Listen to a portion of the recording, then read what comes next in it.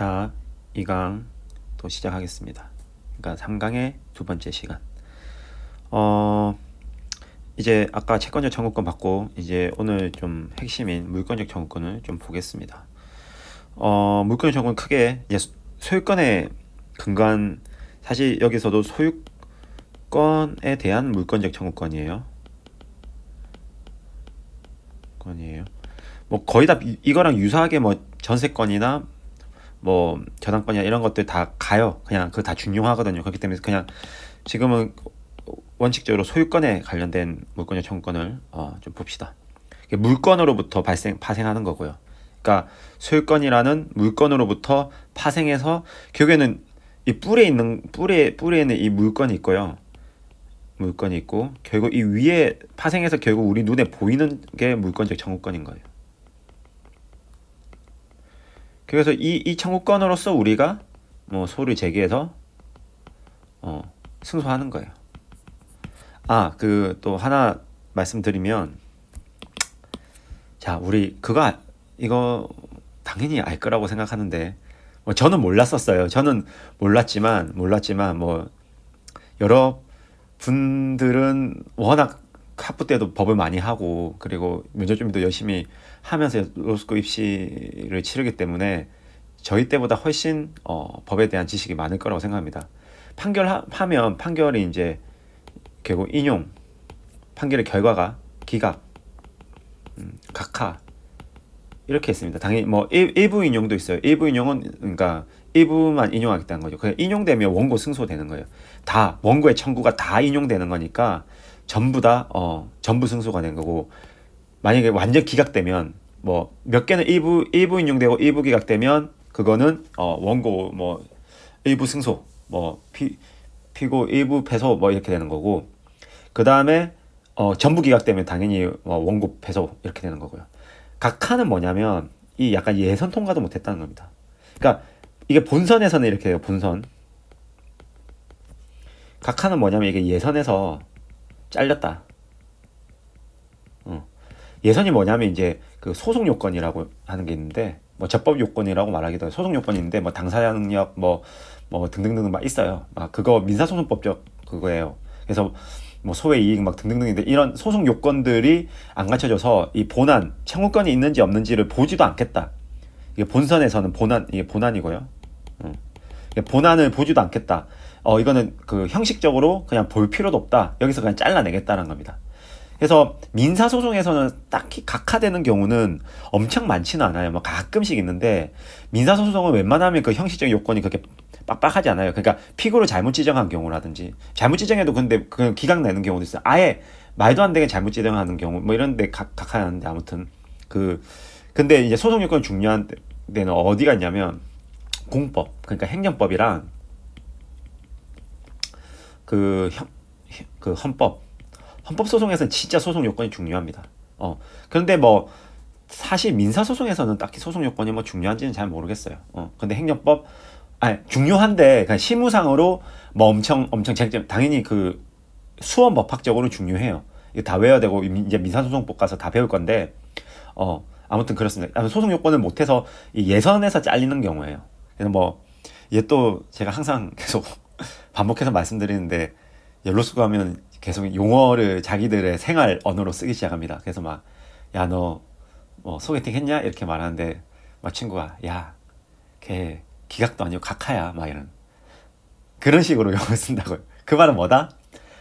외모가 내 예선 통과도 안 됐다. 내 예선 통과도 안 됐다 라는 식으로 이제 그런 말 막 써요. 애들이, 야, 각하다, 야, 이번 소개팅 그 상대방 각하다, 막 이렇게 하는 거예요. 아무튼 그런 말들을 가면 많이 쓰게 될 겁니다. 계속 찐따 같죠? 딱 3년만 찐따하고 나와서 제4회화에 필요합니다. 로스쿨 졸업해서 제4회화 하십시오. 근데 로스쿨에 있을 때는 찐따처럼 용어에 익숙해지고 용어 그렇게 재밌게 쓰고 그냥 웃고 넘어가면 돼요. 자, 인용 기각 각하 이거 설명드렸고, 이제 다시 본론으로 넘어와서, 그래서 크게 청구권은 크게 두 가지가 있는데요. 이렇게, 그러니까 정확하게 두 가지가 이가 아니고 213, 214 두 가지가 있어요. 근데 상황이 지금 이제 세 가지를 제가 만들어 놓은 거예요. 이렇게. 이 청구권의 결합이나 상황에 따라서 유형이 세 개가 있고요. 유형이 크게 대표적인 유형, 대표 유형이 이건 아예 그 사실관계의 유형에 맞춰서 우리가 요건 사실을 아는 게 중요하다고 했죠. 채무불이행 유형처럼 사실 아는 게 중요하고 그런데 이 근거법조문은 이 두 개가 있다. 이 조문 두 개는 아까 살펴봤죠 우리가. 한 번 더 볼까요? 너무나 중요한 조문이라서. 이렇게 소유 반환 청구권. 소유자는 소유에 속한 물건을 점유한 자에 대하여 반환 청구했다. 그러나 점유자가 그 물건을 점유에 걸릴 때는 반환을 거부할 수 있다. 이렇게. 그래서 요건 사실이 뭐냐? 요건 사실이 이 청구권을 주장하기 위한 요건 사실 원고가 소유권이 있다는 거, 그 물건에 대한 원고가 소유권이 있다는 거, 그거. 그다음 2번이 뭐냐면 피고가 직접 점유하고, 직접 점유는 뒤에 가서 배울 겁니다. 피고가 직접 점유하고 있다는 거. 그러니까 점유하고 있지 않는 피고한테 이렇게 하면 안 되는 거예요. 그러니까 점유하고 있는 피고한테 나 달라고 해야 되는 거예요. 그러니까 피고의 직접 점유. 그렇게 해서 하고 이제 이거는 항상 그 인도 청구와 따라오는 거예요. 소유권이 아닌 자가 만약에 가지고 있었잖아요. 근데 만약에 이제 이런 식으로 항변할 수 있는 게 여기는 있어요. 잠깐 이거 좀 치울게요.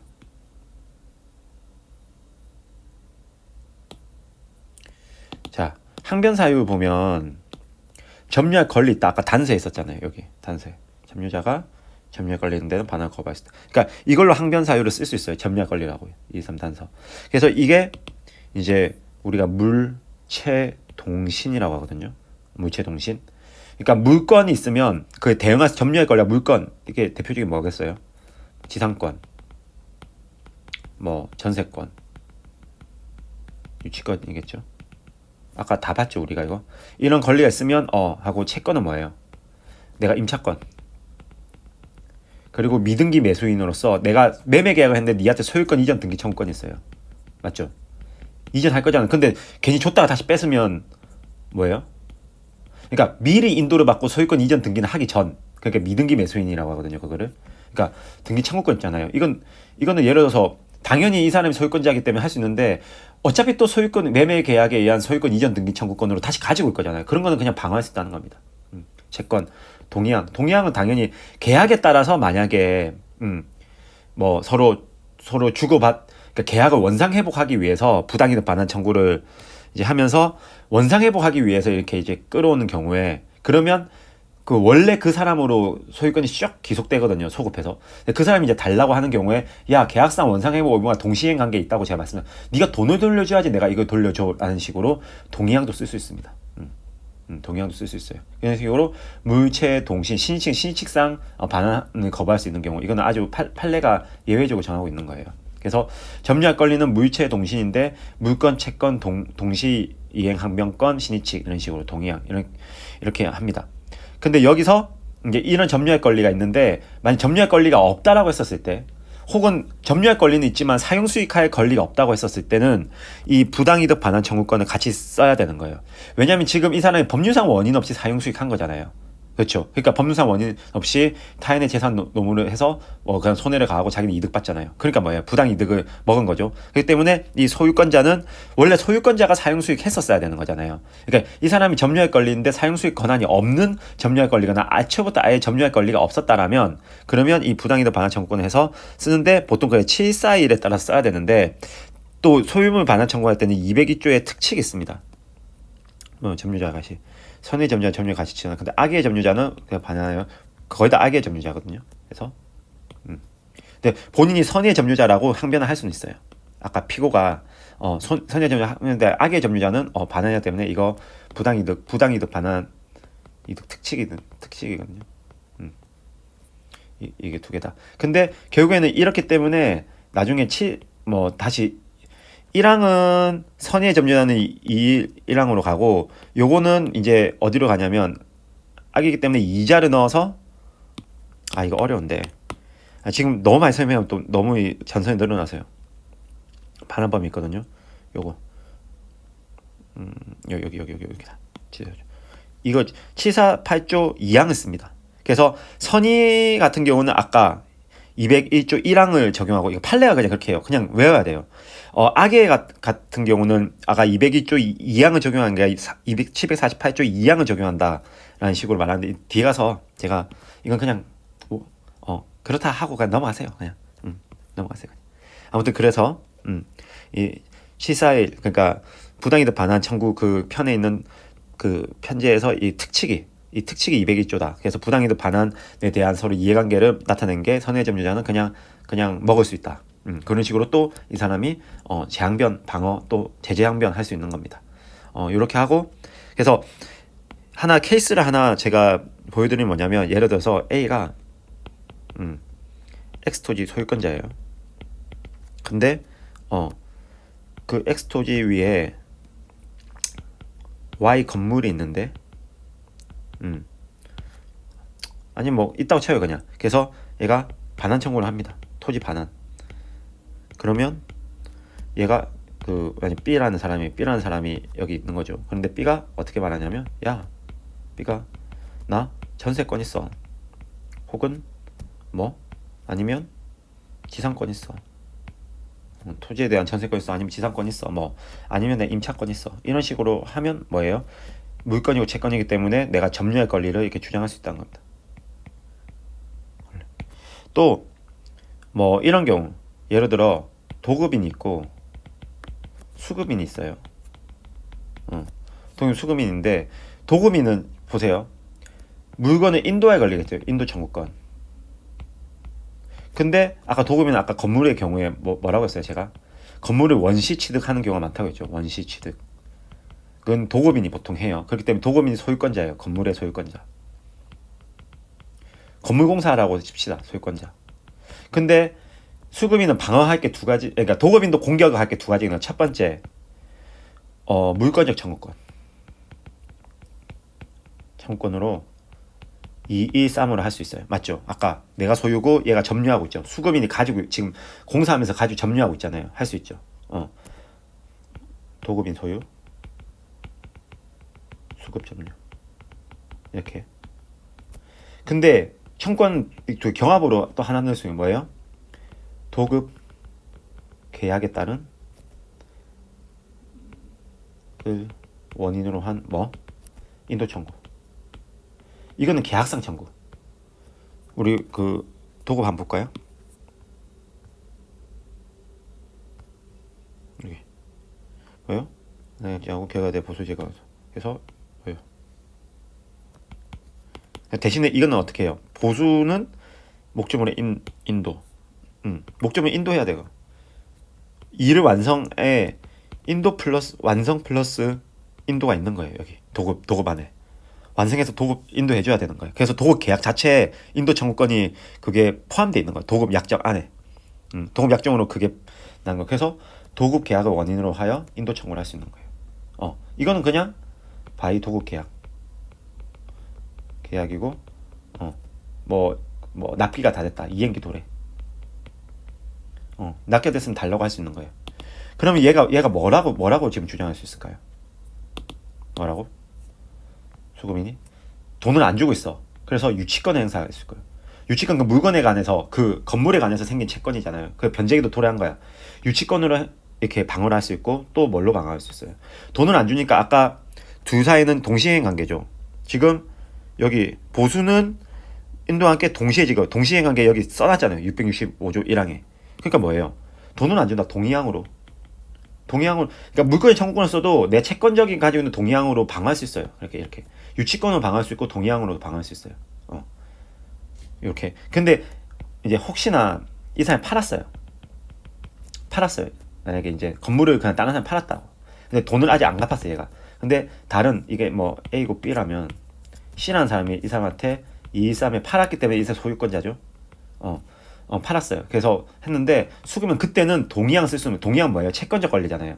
이 도급인한테 쓸 수 있으니까 이 사람은 동의항 할 수 있는데, 여기는 동의항으로는 못하고, 하지만 뭘로는 할 수 있어요? 유치권은 물건이잖아요. 대세적 효력이 있기 때문에 A든지 C든지 누구한테 내 건물을 둘러싼 누구한테 다 할 수 있는 거예요. 그래서 유치권 행사하면 됩니다. C한테는. 그래서 이렇게 물건이 엄청나게 강력하다는 거예요. 네, 그렇고요. 케이스 2 봅시다. 케이스 2. 소유권 이전 등기 말소 청구권. 이게 그냥 자, 이 방해배제 청구권은 214조에는 방해배제 청구권은 크게 두 가지에 쓰입니다. 결국 이 내가 재산권, 그러니까 소유권 실현에 방해되는 경우가 크게 어떤 케이스가 있냐면 원인 무효의 등기와 그 다음에 토지 위의 건물에 뭐 거주하거나 건물 그 자체,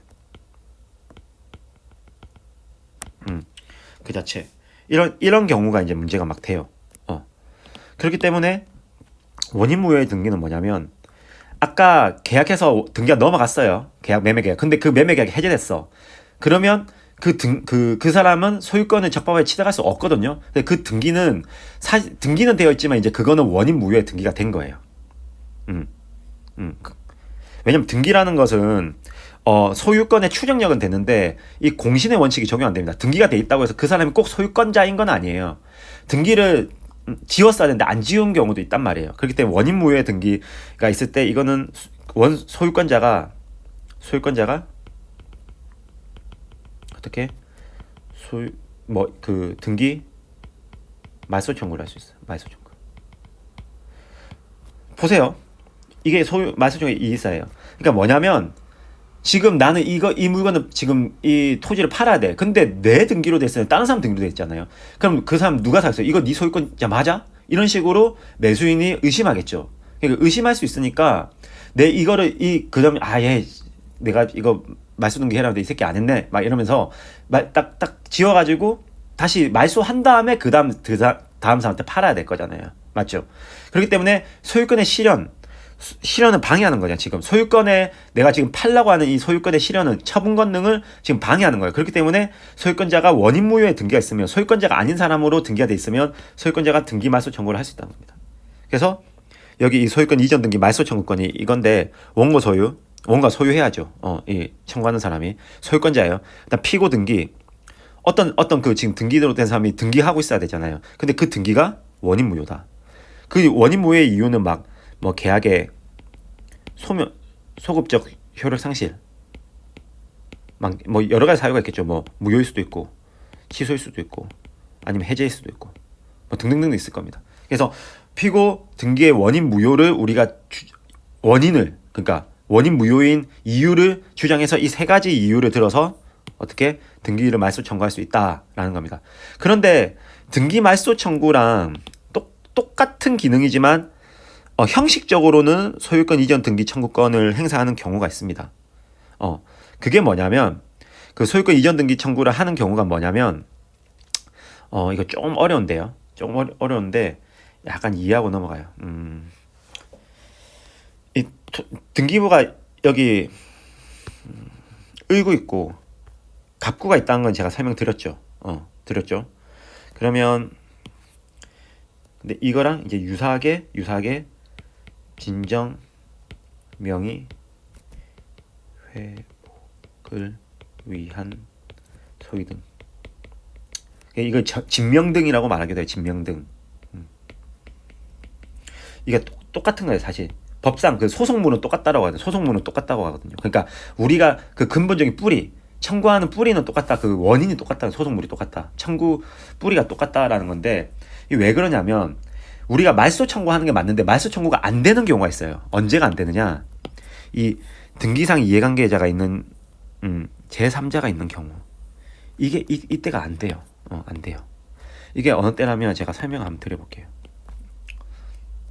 자, 갑구가 있고 이렇게 의구가 있습니다. 그냥 이 편의상 제가 갑구 의구를 이렇게 했어요. 이렇게 우리 사교육계 강사님들이 이렇게 잘 쓰더라고요. 그러니까 갖고 오고 이렇게 쓰더라고요. 근데 1번 A가 소유권 보존 등기로 제2의 원시 취득했어요. 이 뒤에 다 설명할 거예요. 등기에서. B 소유권 이전 등기로 이제 취득했습니다. 넘어왔어요. 근데 이때 이 사람이 소유권자 됐잖아요. 이 사람이 C라는 사람한테 근저당권 설정해 준 거예요. 설정해줬습니다. 이렇게 그냥 설정해줬어요. 그런데 알고 봤더니 이 둘 사이에 매매가 삑사리가 난 거예요. 매매에 어떤 하자가 있었어. 하자가 있어서 이제 매매 계약 효력이 없어졌어요. 이런 경우에 얘 이전 등기를 지우면 이 근저당권도 이 소유권에 터잡아서 그냥 다 지워져야 되거든요. 근데 C는 뭐예요?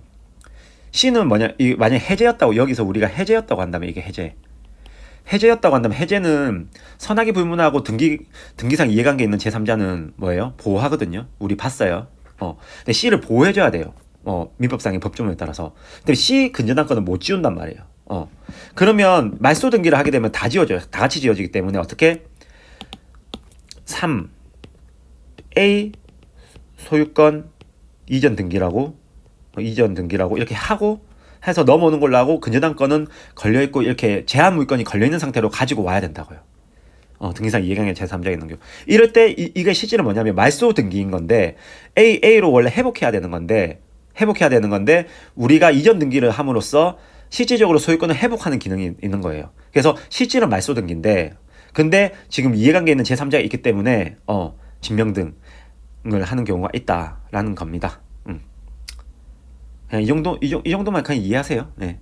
이해하시고, 그래서 실질은 214 방해배제 청구권이다, 이게. 그리고 그러면 A 사람은 너무 억울한 거 아니에요? 그 때문에 A는 B한테 손해배상 청구도 해야 됩니다. 해지하면서 손해배상 청구를 해야 되는데, C만큼의 내가 교환 가치가 잠식당한 그만큼은 손해배상 청구를 B한테 해야죠. 민법은 공평해요. 그러니까 결국에는 실현이 안 될 수는 있어요. 물건은 실현이 되고 내 손 안에 들어온 돈은 실현이 되는 건데, 결국 채권의 상태로 남아있고 집행이 안 되는 경우는 있을지 몰라도 채권적으로는 다 공평하게 돌아갑니다. 민법은 결국 다 풀어보면 다 공평하게 돌아가 있어요. 그게 민법입니다. 민법이 아주 정치예요. 아주 정교하고. 그래서 아마 이과 출신 친구들이 민법을 참 좋아하더라고요. 저도 이제는 사실 이과 베이스가 거의 없어졌지만, 근본은 이과였기 때문에 그래도 민법을 참 좋아했습니다. 그래서 진정 명예 회복을 위한 소위 등은 실질은 등기 말소 청구, 소유권 이전 등기 말소 청구랑 동일하다. 그래서 진명등을 하기도 한다. 이런 이해관계 있는 제3자가 있는 경우 진명등을 하기도 한다라고 보시면 됩니다. 그리고 이건 그냥 여담인데 지금 계속 제가 말한 게 여기 동의양, 소위등, 진명등 이런 거 쓰잖아요. 이 뭐예요? 줄임말이죠. 네, 제가 하고 싶은 말, 줄임말의 창시자는 법조계입니다. 법조계. 이런 말 우린 90년대부터 썼어요. 줄임말, 소위등, 진명등, 동의양, 줄임말. 근데 요즘은 진짜 이상한 줄임말들 많더라고요. 사실 여담이지만 줄임말 쓰기 시작한 게 한 2000년대 후반? 2008년, 9년도부터 쓰기 시작한 것 같아요, 줄임말을. 제가 이제 군대 갔다 와서 딱 복학할 때가 한 2009년도 이때였는데, 그때 공부학번 말 쓰는 거 보고 이제 난리 났죠. 뭐지?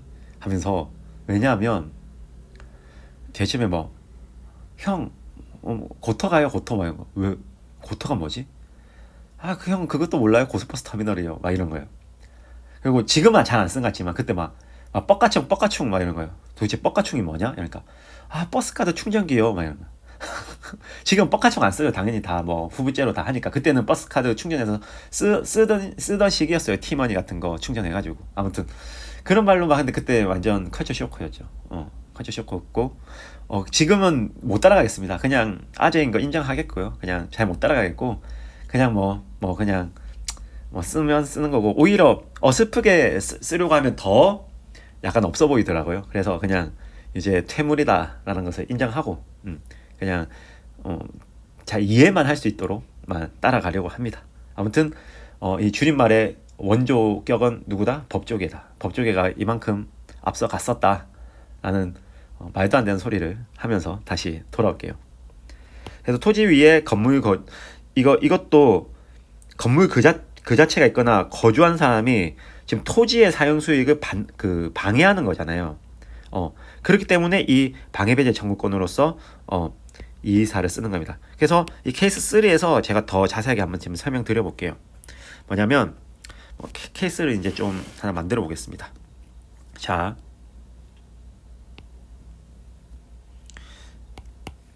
X 토지가 있고 A 소유라고 쳐요. Y 건물이 있어요. 근데 이거는 B 소유라고 칩시다. 건물은 B 소유. 토지와 건물 소유자는 다를 수 있다고 있죠. 제가 별개의 부동산이라고 분명히 말씀드렸어요. 근데 B 소유인데 B가 C한테 그 임대차 계약을 통해서 임차를 해줬어요. 그래서 근데 대신에 이 건물을 소유할 수 있게 된 거는 뭐냐면 토지 임대차 계약을 A랑 B 사이에 맺은 거예요. 그래서 좀 정리를 하자면 A랑 B 사이에 토지 임대차 계약 618조 임대차 계약을 토지에 관련해서 했고 이거를 3년 기한으로 만약 했다고 칩시다. 3년 기한으로 했고요. 그래서 좀 B랑 C 사이에는 건물 Y에 대한 토지 X에 대한 118조 임대차 계약 618조 임대차 계약했습니다. 그래서 이건 4년 기한으로 했습니다. 임대차 계약 각각 했는데 그리고 이 계약의 체결일은 똑같다고 쳐요. 시점 그러니까 계약의 시점은 똑같다고 쳐요. 그랬었을 때 이게 뭐 예를 들어서 2020년도에 우리가 1월 1일 날 맺었다. 그렇게 시점을 합시다. 그러면 만약에 A가 지금 A가 B한테 지금 토지 인다고 철거 청구할 수 있다고 했잖아요. 건물 소유자한테는 철거 청구 플러스 토지 인도를 같이 해야 되는 거예요. 이거가 213이랑 214에 결합되는 형태거든요. 그래서 토지 인도 철거 청구 같이 하고 이건 그냥 하나의 유형이에요. 그냥 같이 하는 거예요. 그래서 그거에 대한 요건 사실이 이렇게 된다. 원고의 소유, 그 다음에 피고의 지상 건물 소유. 일단 맞죠? 원고 소유, 원고 A 소유 맞죠?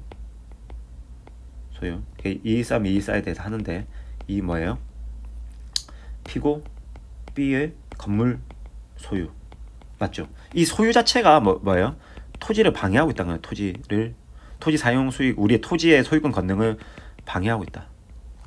소유권을 방해하고 있다. 그래서 우리 판례는 건물 그러니까 지상 건물 토지 위에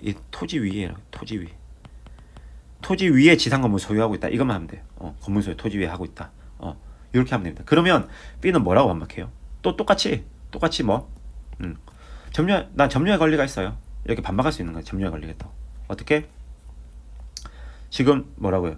나 임대차 계약 맺었는데 3년간. 그래서 나 지금 점유할 권리인데 이렇게 말할 수 있다는 거예요. 방어할 수 있죠.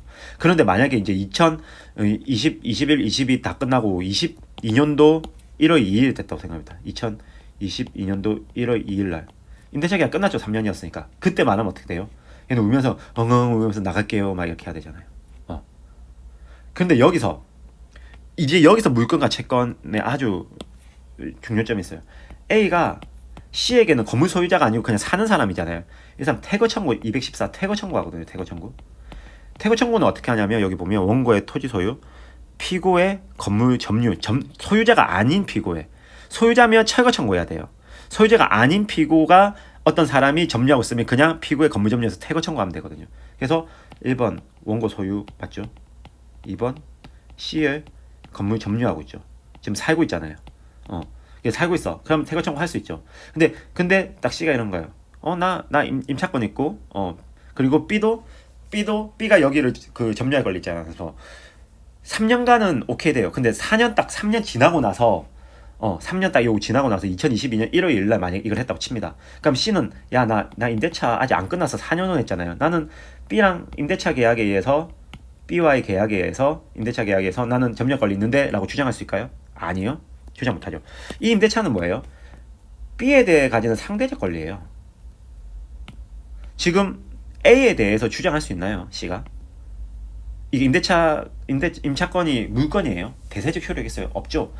B에 대해서만 할 수 있는 거예요. 그렇기 때문에 A가 나가라고 하면 그 전에까지는 B 임대차를 대위해서 쓸 수 있단 말이에요. 내가 B로부터 대위란말 지금 어려운데 내가 B로부터 적당한 권한인데 B도 이 토지를 점유할 권한이 있어. 그렇기 때문에 B 임차권이 받쳐줬기 때문에 C가 안 나가도 되는데 B 임차권이 사라진 이상은 C가 직접 가지는 힘이 있어야 되는데 A한테 직접 행사할 수 있는 힘이 없는 거예요. 그러니까 B에 대해서만 행사할 수 있는 거예요. 그러니까 결국 울면서 나가야 돼요. 그런데 그러면 C는 어떤 손해배상을 쓰는? B한테 손해배상해야죠. 네가 임대차 계약 4년 했는데 네가 3년밖에 지금 안 하고 나는 이제 더 이상 건물을 사용 수익할 수 없게 됐다. 그러니까 채무불이행 책임을 지면 됩니다. 그러니까 나가야 되긴 하고요. 근데 C는 B한테 임대차 계약에 어떻게 보면 결국에는 이게 해지된 거잖아요. 그냥 불강력적으로. 그러면 가서 손해배상 청구를 하면 되죠. 이게 또 물건과 채권의 차이입니다. 그래서 이 케이스를 기억하시고 가시면 될 것 같습니다. 자, 이제 이 정도 되면 이제 청구권 정도 알고 우리 좀 많이 안 거예요. 만약에 좀 이해가 안 가시면 좀 스탑을 하고 요 청구권들만 기본적으로 이건 어차피 계약에 의해서 오는 거니까 뭐 당연히 아는 거고 요런 것들 요거 그 다음에 지금 요 손해배상 청구권, 원상회복 청구권, 그 다음에 각각 지금 물권적 청구권, 요건 대세적 효력이에요. 누구한테나 다 쓸 수 있는 효력이고, 이런 것들은 뭐다? 채권자, 여기에서는 다 채권자가 채무자, 한 사람 상대적으로 쓸 수 있는 채권적 청구권이고, 이거는 물권 청구권. 모든 사람 대세적으로 쓸 수 있는 거예요. 그래서 A가 지금 내가 소유권자니까 B든지 C든지 다 잡아가지고 끌어다가 그냥 쓰는 거예요. 아시겠죠? 자, 이제 물건의 변동으로 넘어오겠습니다. 물건의 변동으로 넘어와서 자, 이제 진짜로 물건을 배울 거예요. 이거는 이제 이거를 좀 이해하고 케이스를 알기 위해서 제가 이 청구권 같은 것들을 했고요. 물건의 채권의 효력을 또 이야기하기 위해서 이렇게 한 거고, 이제 여기서부터 실제로 진짜 물건에 대해서 배우고 또 변동 요건에 대해서 배울 거예요. 이제 소유권, 그러니까 물건이 이렇게 변동된다는 것은 기본적으로 공시를 해야 되거든요. 이게 우리 공식적으로 보여줘야 되잖아요. 공시를 해야 돼요. 공시를. 공시 방법이 부동산은 등기고요. 동산은 원칙적으로 점유입니다. 뭐 예외적으로 등기가 있어요. 부동산이. 근데 이 원칙만 지금 얘기하면 부동산은 등기고, 등기로서 소유권 이전을 보여줘야 되고요. 동산은 점유의 이전을 이건 등기의 이전으로 보여준 거, 점유의 이전을 보여주는 겁니다. 공시 방법이고, 그래서 그 다음에 이제 이 공시 방법을 해야지 소유권이 취득 변동이 된다고 했죠. 그래서 소유권, 오늘 배운 거 가장 중요한 게 뭐냐고 하면 저는 이거라고 생각합니다. 아까 뭐 213, 224도 진짜 중요한데요. 그거만큼 중요한 게 소유권의 변동 요건. 변동 요건. 이게 진짜 중요합니다. 진짜 무조건 중요해요. 무조건. 그냥 미친 듯이 중요해요. 특히 원칙이 있고 예외가 있는데 원칙이 가장 중요하죠. 오늘 이거는 무조건 알고 가요. 이거 모르면 문제 아무것도 못 풀어요. 우리 개념이 안 서는 거예요.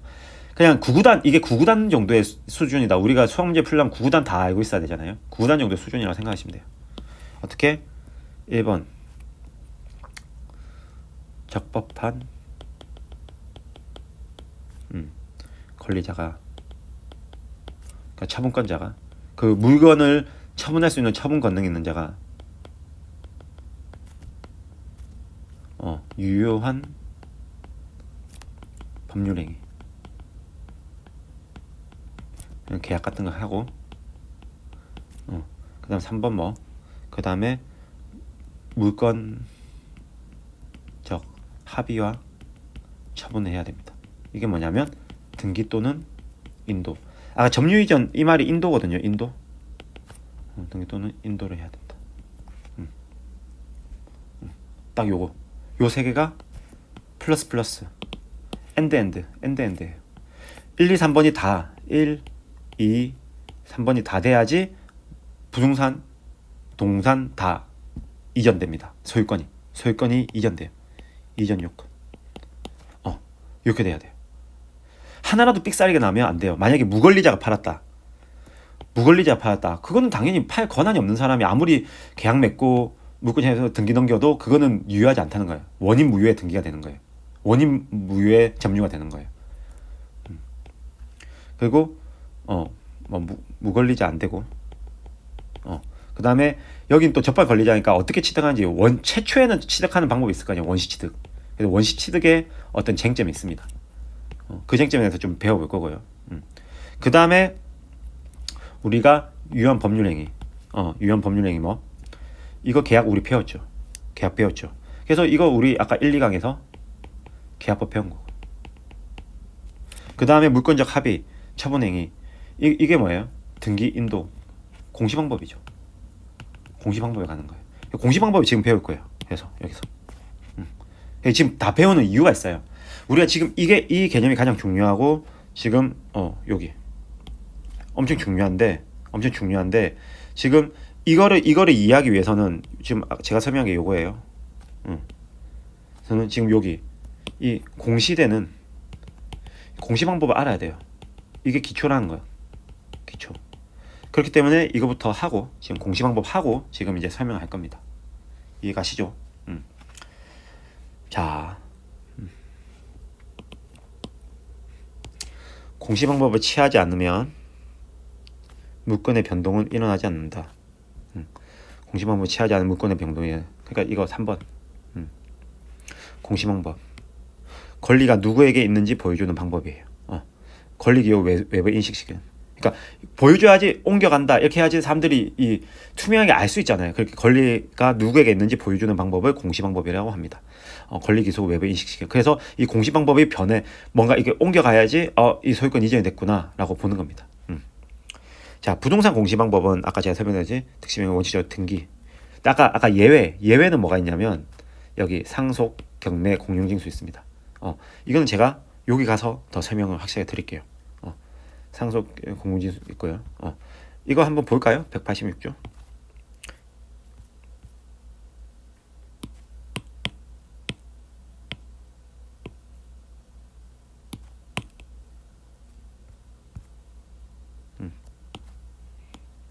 부동산 물권의 효력. 법률행위로 인한 물권의 득실 변경은 등기하여야 그 효력이 생긴다. 그러니까 뭐야? 등기 안 하면 효력이 없다는 거잖아요. 그렇죠? 그리고 등기를 요하지 않는 게 이렇게 상소면 등기를 요하지 아니한다라고 적혀 있죠. 그래서 등기해야 되고 동사는 그랬고 동사는 득실면 직권 설정은 인도 점유 이전 해야 된다. 한 188조 1항 볼까요? 동산 물권 양도는 동산의 인도의 효력이 딱 나와 있잖아요. 그래서 인도 점유의 이전이니까 인도는 제가 점유의 이전이라고 했죠. 점유의 이전. 그러니까 뭐예요? 등기와 점유에 대해서 우리가 공시방법에 대해서 지금 배워야 된다. 알아야 된다는 겁니다. 그래서 등기, 점유 이렇게 등기가 해서 우리가 보고 이 점유에 대해서 항상 제 강의 자료가 딱 처음에 설명하고 그 개념을 좀 심화하는 방식으로 늘 돼 있어요. 아주 저는 자뻑하자면 아주 체계적인 강의안이다 라고 개인적으로 생각합니다. 물론 이제 제 강의를 들어야지 이 강의안이 아주 파워풀해지는 거고 사실 제 강의를 뭐 안 들은 사람이 이 강의안을 보면 조금은 약간 어려울 수도 있습니다. 그래서 등기부터 알아보죠. 등기는 제가 저번에 설명했을 거예요. 기록하는 행위를 등기라고도 하는데 그 기록 그 자체도 그 내용 자체도 등기라고 한다고. 등기의 정의는 등기부에 권한 있는 공무원이 일정한 사항을 기록하는 행위 그 자체를 등기라고 말하기도 하고요. 기록하는 거니까 등기 기록 그 자체의 내용도 등기라고 합니다. 그래서 여기 보면 소유권 이전 등기 청구권은 그 등기를 해라는 거고 여기에 적혀있는 이 소유권 이전 등기는 그 내용 자체를 말하는 거예요. 이해가시죠? 등기 목적, 소유권 이전 등기 1번 등기를 그냥 소유권 이전 등기라고 말하거든요. 여기 보면 뭐 이 3번 등기를 가등기 말소 등기라고 말하고요. 4번 등기를 또 여기 주식회사 JBL의 소유권 이전 등기라고 말합니다. 오케이. 그래서 기록 그 자체 기록하는 행위라고 하는데 그래서 부동산 등기부 있고 법인 등기부 이게 가장 대표적이라고 했죠. 근데 얘네들 동산이지만 등록부라고 말하지만 등기부랑 똑같은 거예요. 예외적으로 동산이 등기부가 있는 경우. 등록부란 말이야 실제로는 등기부예요. 그냥 정부가 국가적으로 관리하는 어떤 대장이 있다는 거죠. 대장이 있다는 거죠. 그래서 부동산은 당연히 약간 공적인 의미가 있어서 그리고 어떤 재산적인 가치도 크고 어떤 그 자리에 머물러 있으니까 등기부로 관리하는 거고 이건 국가의 정책적인 문제인 거예요. 법인 이거 저번에 제가 설명했죠. 누구나 발급권 법인은 실체가 없다고 했죠. 그렇기 때문에 법인 등기부를 떼봐서 이 사람이 계약의 당사자가 될 수 있는지, 권리 의무의 주체가 될 수 있는 건지, 법률 행위를 할 수 있는 건지 봐야 되잖아요. 이런 이름으로 얘가 뭐 지금 법률 행위를 계속 하는데, 계약을 체결하는데 도대체 이게 실체가 있는지. 그래서 뭐냐면 실체가 있어야 돼. 실체 여부를 확인하는 어떤 공정의 필요성이 있어요. 그렇기 때문에 등기부를 하는 거예요. 근데 남의 동산들은 뭐냐면 관리의 필요성이 있다고 정책적으로 판단한 겁니다. 그래서 선박, 항공기, 자동차, 건설기계는 등록부가 있어요. 근데 우리 편의점에서 막 물건 사는데 우유 한 개씩 다 등기부가 있다고 생각해봐요. 그만큼 비효율적인 게 어디 있어요. 그런 것들은 등기부 같은 거 없다는 겁니다. 그런데 모든 부동산과 법인과 또 그 법인이 아니더라도 뭐 상법상 합자조합 이런 것들도 등기부로 관리하기도 합니다. 아무튼 그리고 일부의 동산들은 등기부가 있다라고 보시면 되고요. 그 다음에 이 등기에서 가장 중요한 또 개념이 등기 권리자, 등기 의무자를 서로 아는 겁니다. 이게 무슨 내용인지 아는 건데 한번 보시죠. 등기부로 보면 되겠다. 자, 지금 보면 이 4번에서 5번으로 이어졌잖아요. 이렇게 3에서 5번으로 지금 이전됐어요. 여기는 행정규칙 변경됐고 그냥 원래 주식회사 JBL이었는데 아이비트 세종으로 이름 바꾼 거예요. 그렇기 때문에 그냥 이건 실체가 동일하기 때문에 이제 명의표시 변경 부기등기를 한 거고, 이게 4-4- 부기등기라고 말하거든요. 그래서 그냥 이 아이비트 세종이 여기 보면 신영정미 주식회사로 소유권 이전하는 겁니다. 이렇게 소유권 이전하는 건데, 이런 이전을 하기 위해서는 보면 여기 매매계약을 2018년 7월 8일 날 매매계약 체결했고, 그 다음에 등기부를 7월 17일 날 접수했어요. 그래서 지금 이 매매계약을 그냥 등기부만 보고 제가 한번 재구성을 해볼게요. 저도 모르는 매매계약인데 등기부만 보면 대략적으로 복귀해서 재구성할 수 있어요. 지금 아이비트 세종, 그냥 A라고 칩시다. 아이비트 세종 있고 여기 신영정의 신이라고 해요.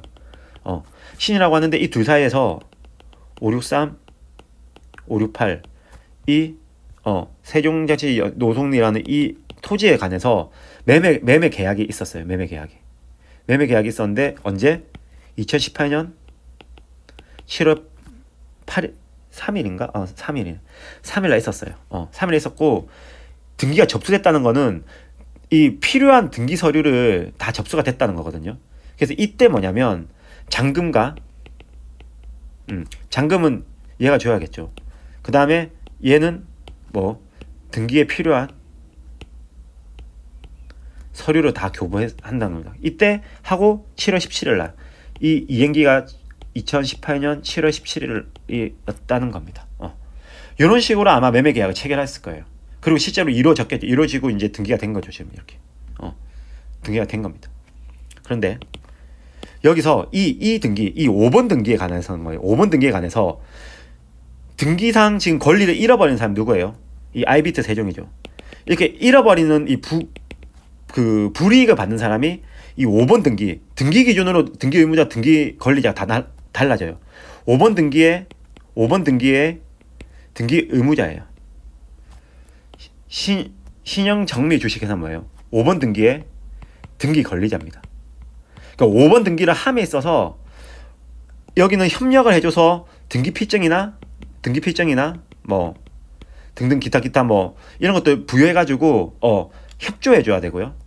이 사람은 권리자, 자기가 뭐 계약서 같은 거, 그다음 잔금 지급한 거 이런 것들 다 증명해가지고 신청하는 본인의 권리에 취득하는 정기 권리자가 됩니다. 그래서 보면 등기가 행하여짐으로써 등기부상으로 권리 취득 기타 이익 얻는 사람이 등기 권리자고요.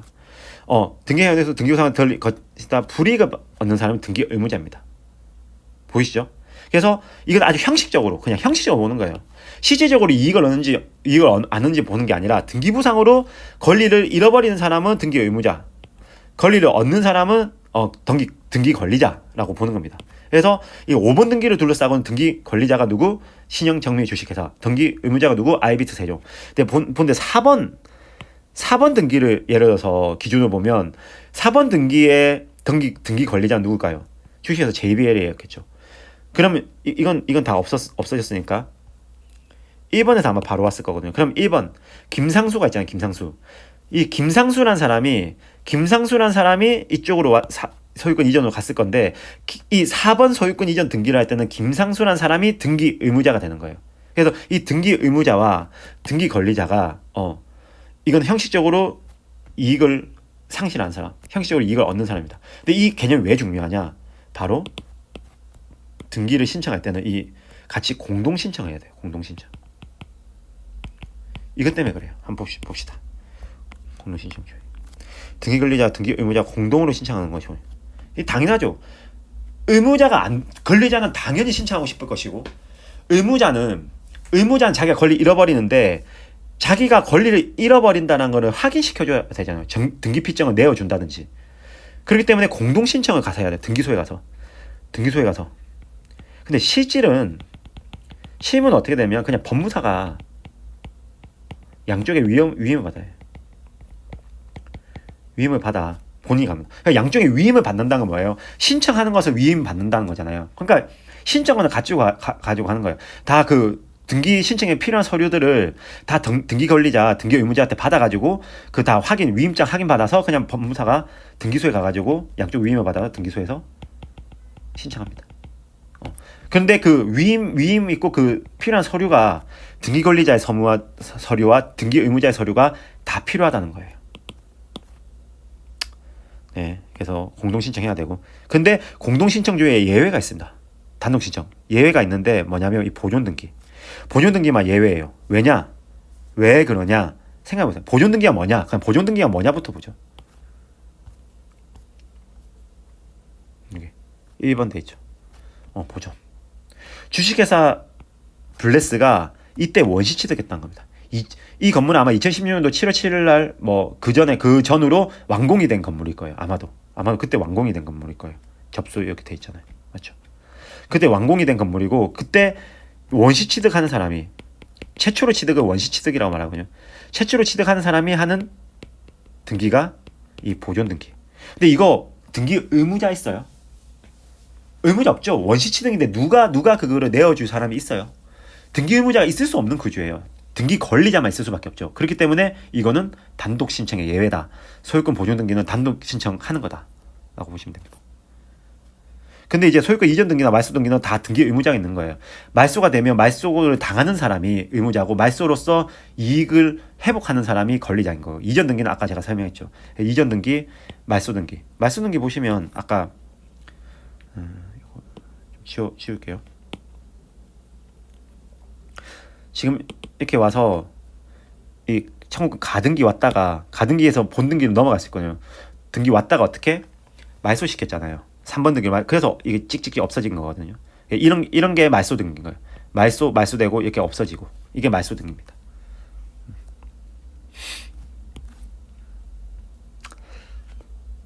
자, 가등기는 물권 변동 그 자체를 등기하는 것이 아니라 청구를 보전하기 위해서 임시로 하는 등기예요. 순위 보존적 기능이 있고요. 담보적 기능인데 이거는 뒤에 우리가 한 5, 6강에서 알아볼 거니까 그냥 안 알아볼 거고 순위 보존적 기능에 대해서만 한번 그냥 살펴보고 넘어가 보도록 하겠습니다. 이 순위 보존적 기능은 뭐냐면 가등기에 의하여 본등기가 되면 본등기는 가등기가 이루어진 때 된 것으로 함이거든요. 그래서 가등기가 있고 어떤 등기 계속 있었어요. 근데 본등기 왔으면 이게 이때 된 걸로 되기 위해서 어떻게 되냐면 얘네들이 다 지워집니다. 딱딱 다 지워져요. 말소 등기가 돼요. 얘네들이 말소 돼버리고 슝 하면서 이 본등기만 살아남으면 이거 없어지는 거잖아요. 이런 식으로 된다는 게 순위 보존적 효력이 있다는 겁니다. 하나 예를 들어줄게요. 예를 들어서 이걸로 제가 사례를 좀 바꿔 좀 지워볼게요. 지금 이 가등기 말소가 안 됐다라고 쳐요. 예를 들어 가등기 말소가 안 됐다고 칩시다. 그래서 이거 없는 거예요. 이거 없는 거. 그럼 이게 다 살아 있을 거거든요. 이 안 꺼여져 있고 살아 있을 거예요. 근데 이게 뭐냐면 매매 예약. 그러니까 우리가 보니까 주식회사 준택 맞나요? 주식회사 준택이라는 회사가 이제 매매 예약을 했고 이렇게 순위 보존적으로 가등기를 해놓은 겁니다. 가등기 순위 보존 해놓고 그런데 만약에 주식회사 JB라는 애가 여기에서 등기 들어왔어요. 들어왔는데 내가 예를 들어 이건 없다고 생각하고 5번으로 2번 가등기에 의한 본등기가 돼가지고 만약 소유자 뭐 주식회사 준택으로 왔다고 합시다. 그러면 어떻게 되냐? 얘는 없어지는 게 된 거다. 직권말소 등기관이 직권말소예요. 직권말소. 그냥 이것만 살아있고 요것만 살아있고 되는 겁니다. 그냥 이거는 이렇게 지워집니다. 이렇게 지워져요. 이게 순위보존적 효율. 뒤에 아무리 이전이 됐더라도 내가 이 순위보존을 해놨기 때문에 뭐다? 뒤에 내가 가등기에서 본등기하면 바로 이게 없어진다. 그게 순위보존적 효력이라는 겁니다. 이해가시죠? 그래서 보존하기 위해서 임시로 가등기는 임시로 해서 그 뒤에 이제 본등기로 가는 거예요. 자, 점유. 등기에 관해서는 설명했어요. 이제 이 정도에서 등기를 뭐 다시 제가 막 이런 식으로 해부하면서 설명하는 일은 없을 거예요. 이런 근데 기초적인 개념들이 아주 중요하니까 다 이해하고 등기 권리자가 뭐다, 등기 의무자가 뭐다, 공동 신청주의다 기본적으로. 하지만 소유권 보존 등기, 또 보존 등기가 뭐다? 이전 등기는 소유권 이전되는 등기고요. 소유권 이전 등기 딱딱 되면 계속 소유권 이전해 가는 거예요. 여기 보면 보세요.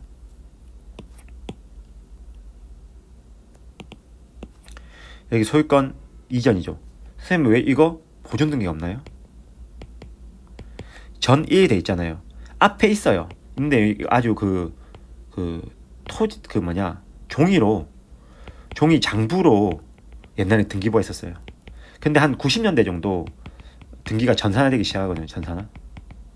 그때 그 전에 것들을 다 옮겨야 되는데 너무 양이 많잖아요.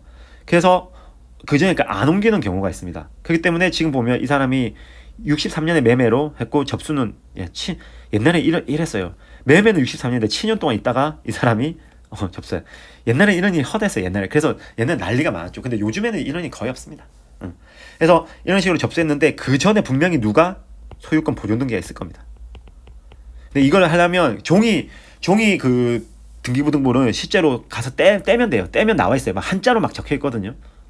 떼면 알 수 있어요. 아무튼 그렇다. 근데 여기는 아까 제가 본 거 요 보존 있죠. 이게 왜냐하면 이 건물 자체가 언제? 이때 지어진 건물이고 이건 토지는 옛날부터 있었잖아요. 토지는 옛날부터 있었을 거잖아요.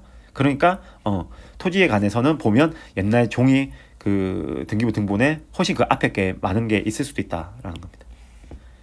그래서 점유. 물건을 사실상 지배하는 거고요. 가서 볼까요? 점유권이 있다. 그래서 동산 물건에 아까 등기는 부동산 물건의 공시 방법이고 동산 물건의 공시 방법에서 인도 하는데 점유이전 하는데 이 방법이 뭐가 있냐? 직접 인도, 간이 인도, 점유 개정, 목적의 반환 청구권 이렇게 있습니다.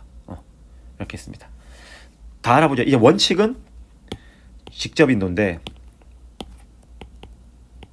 예외적으로 이거 법이 이렇게 정해놓으면 이것도 인도한 것으로 보겠다라는 겁니다. 그거는 이제 실제 보면 알 수 있어요. 한번 법조문 가서 볼까요? 법조문 하나씩 보면서 자, 일단 인도 이게 직접 인도. 근데 아까 여기 양수인 이미 그 돈을 점유한 때는 당사의 의사표시만 효력이 생긴다. 이게 뭐 간인도. 간이 인도한 것은 의사표시의 효력, 물권 변동의 효력이 생긴다. 인도의 효력이 생긴다라는 겁니다. 이건 어떤 사례인지 하나 볼까? 내가 A라는 책상을 쓰고 있었어. 책상. A가 B라는 책상을 쓰고 있었어. 책상 X 합시다. 사람은 AP. 근데 B는 사람이에요. 근데 빌려 쓰고 있었어요. 얘가 빌려준 거야. 임대차 해가지고 618조 빌려줘. 이게 임대인이었고 이게 임차인이었어요. 근데 쓰다가 A가 너무 이게 마음에 드는 거지. X 책상이 너무 마음에 드는 거야. 그래서 A가 어떻게 해요? 이거 사고 싶은 거예요. 그래서 사는데 자 B한테 이 얼마야 이거 얼마에 팔 수 있어? 그러니까 책상 5만 원에 사. 그래서 5만 원 사기로 했어요. 5만 원 사는데 근데 지금 보면 우리 188조 1항에 따르면 동산 인도화의 효력이 생긴다. 그러면 A가 갑자기 B한테 돌려줬다가 다시 B한테 돌려받는 그 바보 같은 짓을 해야겠어요? 뭐예요? 여기 보면 이미 이게 양수인이잖아요 지금. 이 양도인이죠. 이미 점유했잖아요. 지금 임대차 계약에서 점유했잖아요. 그러면 의사표시 팔기라는 의사표시만으로 그 효력이 점유 이전의 효력이 생긴다는 겁니다. 이게 간인도. 이해가죠? 자 이제 점유 개정. 점유 개정은 좀 중요한 개념이에요. 이거는 좀 알 필요가 있어요. 이거는 지권의 설정이나 선의취득에서는 이 점유 계정의 방식으로 그 동산을 인도하는 방식은 허용하지 않거든요. 왜냐하면 이중매매 문제도 있고 당연히 여러 가지 문제가 있습니다. 그래서 점유 계정의 방법을 하는데, 그래서 점유 계정이 뭔지를 알아야 되는 겁니다. 그 소유권자 팔았는데 계속 빌려 쓰는 방식을 점유 계정이라 해요. 결론적으로 말하면. 자, 점유 계정 제가 여기 설명드리면, 아까 A라는 사람이 똑같이 써요. B라는 사람이 있는데 그냥 A라는 사람이 그냥 소유권자로서 쓰고 있었어요. 소유권자로서 쓰고 있는데 B가 너무 탐내하는 거야. 이게 미래 가치가 올라갈 거야. X 책상이 뭐 미래 가치가 올라갈 것 같은 거지. 뭐 예를 들어서 엄청 유명한 A라는 사람이 진짜 유명한 사람이라 쳐요. 예를 들어서 뭐 대통령이다. 대통령이라 치는데, 근데 대통령이 좀 퇴임하고 나서 돈이 좀 없어졌다고 쳐요. 그래서 돈이 급전이 필요했어. 그런데 B가 봤을 때는 미래 가치로 봤을 때는 대통령이 쓰던 책상이니까 가치가 고유동품으로서 가치가 있면서 B가 야 그러면 내가 이거 사는 걸로 하고 니한테 돈을 줄게. 대신 니 계속 써도 돼. 이렇게 말한 거. 이게 점유 계정. 그럼 B한테 일단 소유권이 인도돼야 될 거잖아요. 그러니까 1번 일단 동산 매매 계약이 이루어지죠. 매매 계약 이루어지고, 2번 뭐가 이루어야 돼요? 임대차 계약이 아니면 사용대차 계약이 이루어져야 됩니다. 그래서 A가 소유권자로 X 책상을 계속 쓰고 있었는데 계속 쓰는 거. 하지만 소유권은 B로 넘기고 싶을 때, 고를 때, 동산에 대한 물건을 양도하는 경우에 당사자의 계약으로 2번 이 계약이 있다는 거예요. 임대차 사용대차 계약으로 다시 그 양도인이, 이 사람이 양도인이고 양수인이죠. 양도인이 점유를 계속하는 경우에는 양수인이 인도받은 것으로 본다. 그러니까 점유 이전이 안 되는 상황이죠. 계속 써야 되잖아요. 그런 경우에 인도받은 것으로 본다라는 겁니다. 그걸 점유 계정. 근데 이렇게 하면 어떤 일이 많이 생기냐면, 얘가 계속 소유권자로 계속 가지고 있는데 소유권은 내부적으로 넘어갔지만 외부적으로도 넘어간 거예요. 근데 안 보였잖아요. 그러니까 얘가 이중매매를 하셨어요. 이중매매하기 딱 좋은 케이스거든요. 그렇기 때문에 이런 것들을 방지하는 선의취득이나, 그리고 또 뭐 지권도 막 지권을 이중으로 설정할 수 있잖아요. 그렇기 때문에 지권 설정이나 이런 방식에서 점유 계정으로 인도의 방식을 택하는 경우는 인정하지 않습니다. 판례에서 인정하지 않습니다. 그 다음에 이제 마지막으로 목적물 반환 청구권의 양도. 제3자가 점유하고 있는 동산에 관한 물건을 양도하는 경우에 양도인이 제3자에 관한 반환 청구권을 양수인에게 양도해서 인도한 것으로 본다. 아니 뭐냐면 그냥 요 밑에 설명할게요. 이게 있어요. A라는 사람, B라는 사람, C라는 사람이 있는데 이 책상, 계속 책상으로 합시다. 책상 X가 있으면 빌려줬어요. B가 쓰고 있어. 소유권자야, A가. 근데 C가 탐내서 사고 싶대요. 근데 B한테 내가 빌려줬는데 B한테 계속 빌려주는 조건으로 네가 사겠니? 하니까 C가 오케이 했어요. 오케이. 그래서 이제 이 양도 계약을 맺었죠. 그래서 얘가 양도인, 양수인이죠. 근데 이때 B한테 인도를 받았다가 다시 돌려줘야 되잖아요. B한테. 그거 얼마나 귀찮아요. 그러면 나중에 임대차 계약이나 사용대차 계약이 끝나면 B한테 뭐가 있었냐면 이 목적물 반환 청구권이 있단 말이에요. 목적물 반환 청구권 있죠. 이거를 C한테 그냥 양도하는 거. 이 청구권 채권을 양도함으로써 인도를 가름한다. 이 반환 청구권을 제3자가 삔 거예요. 양도인은 A인 거고, 그 다음에 제3자가 제3 삔 거예요. 양수인은 C인 거예요. 양도하면서 동산 인도. 그러니까 식상을 굳이 나한테 왔다 가야 하는 거 이 사람 계속 쓰도록 하고, 그냥 목적물 반환 청구권만 네가 가지고 오는 걸로 하자라는 겁니다. 모든 상황을 다 만들어 놓은 거예요. 이렇게 민법이 아주 정교하죠. 원칙은 직접 인도인데 간이 인도, 그리고 점유 계정, 목적물 반환 청구권의 양도로서 인도 점유의 이전을 하는 것으로 볼 수 있고, 그걸 함으로써 물권 변동의 효력을 인정하겠다는 겁니다. 다 설명했어요? 그리고 점유에서 또 중요 개념이 점유 취득 시효. 오늘 3교시 때 볼 건데 선의 취득 조금 이따 볼 거예요. 근데 점유 추정 요건 적용 이런 것들이 좀 점유에서 추정 요건들이 되게 많아요. 그런 것들을 우리가 알고 넘어가는 게 좋습니다. 197조 1항 볼까요? 점유 태양. 이건 아주 많이 우리가 계속 인용할 조문이에요. 이 조문도 알아놓으면 좋습니다. 인용할 조문이고요. 그래서 점유자는 소유의 의사로 선의, 평온 및 공연하게 점유한 것으로 추정한다. 엄청난 파워죠 이게. 진짜 이거 정말 엄청난 파워예요. 점유만 하고 있으면 이걸로 추정한 거. 아니, 추정 제가 깨뜨릴 수는 있다고 했죠. 반증은 가능하나 반증하지 못하면 이렇게 되는 거예요. 자, 소유의 의사. 내가 지금 이거 뭐 빌려 쓴 게 아니라 점유하고 있으면 일단 추정한다는 거예요. 그래서 만약에 소유권자가 빌려 쓴 임차인의 그 점유권자로서의 소유의 의사, 이걸 자주 점유라고 하거든요. 자주 점유. 소유의 의사로 점유하는 것을 자주 점유라고 해요. 자주 점유가 아니란 깨뜨리고자 하면 임대차 계약서를 보여줘야 되는 거. 그러면 이 사람 빌려 쓰기로 한 거구나. 근데 점유하고 있는 그 사실만큼으로는 뭐다? 소유의 의사로 선의. 그러니까 나는 그냥 모른 채로 악의 없이 그냥 내가 지금 점유하고 있다는 거예요. 그냥 내가 점유권자라고 당연히 생각하고 선의, 평온한 평탄하게 공연, 남들한테 다 보이는 투명하게 점유한 것으로 추정한다는 겁니다. 점유만 하고 있으면 이걸 추정하고 이거 아님을 다른 사람이 증명해야 되는 거예요.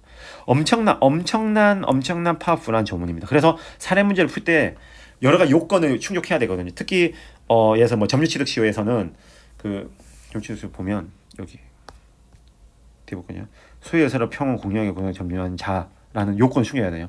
이거는 그냥 우리가 딱히 증명할 필요 없이 그냥 197조 1항에 따라서 지금 이런 거고 다른 반증이 없는 것으로 보아 이런 식으로 포섭하고 넘어가면 되는 겁니다. 그래서 이런 추정 조항 이건 꼭 잘 아셔야 됩니다. 자, 그래서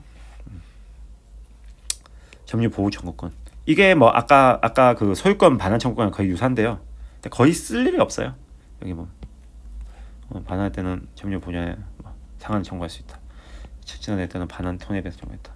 아까 소유권 반환 청구랑 그 소유물 반환 청구랑 소유물 방해배제 청구 비슷하죠. 근데 보통 소유권자가 점유권을 쓰겠어요? 소유권을 쓸 거예요. 그래서 이거 나오는 경우 잘 없어요. 근데 이제 재밌는 게 뭐냐면 요겁니다. 자력구제.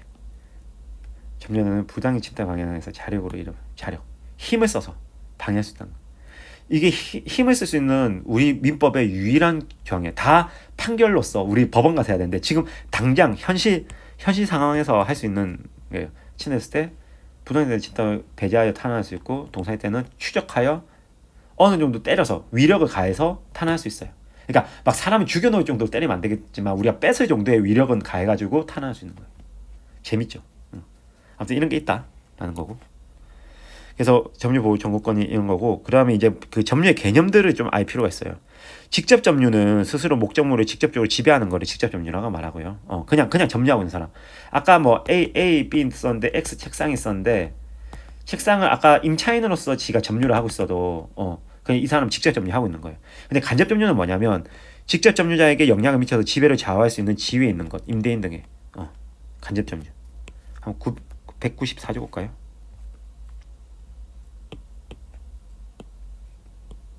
지상권 전세권 이제 관계로 타인으로 하여금 물건은 이 타인은 직접 점유자겠죠. 타인으로 하여금 물건을 점유하게 한 자는 간접으로 점유권이 있다 이런 거예요. 그러니까 이런 식으로 이런 거를 설정할 수 있는 사람. 보통 소유권자겠죠. 그래서 여기서 만약에 책상 빌려줬으면 얘는 간접 점유자고 얘는 직접 점유권.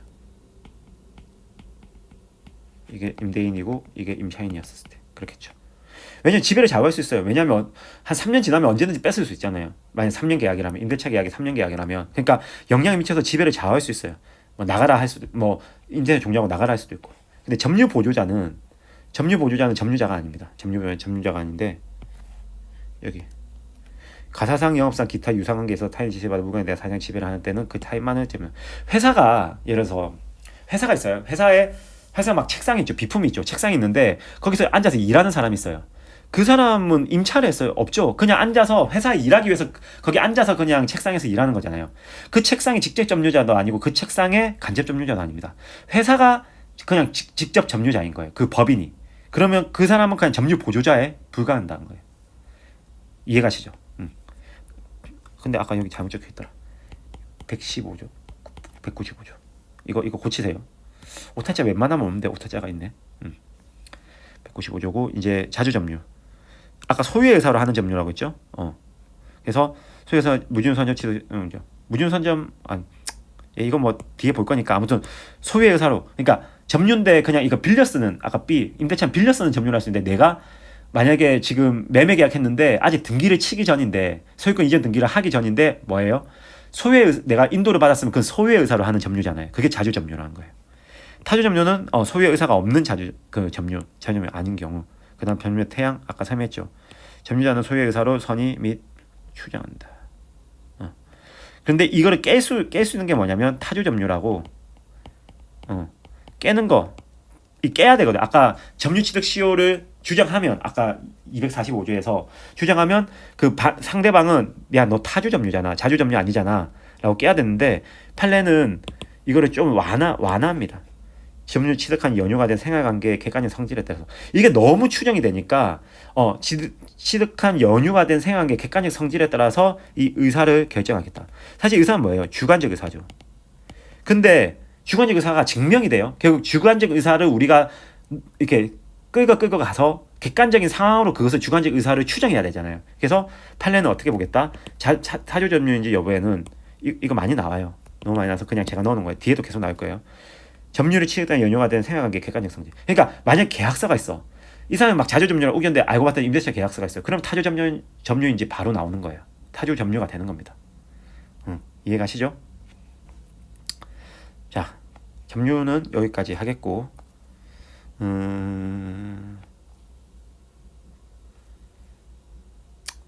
자, 2교시는 여기까지 하겠습니다.